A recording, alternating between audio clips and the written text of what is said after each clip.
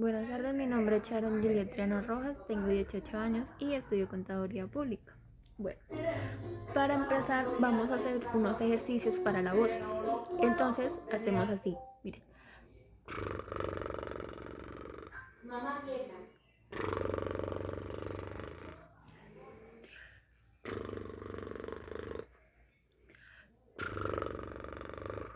Bueno, ahora procedemos a hacer así. ¿Ven?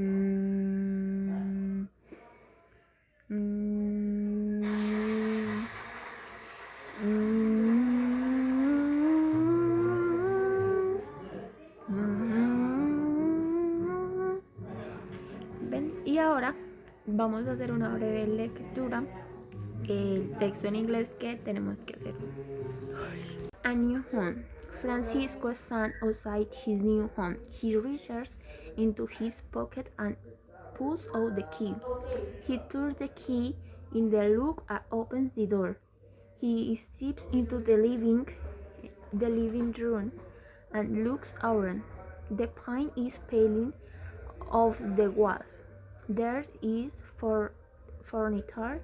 The house is dirty and smells bad. He tries to open a window but is broken.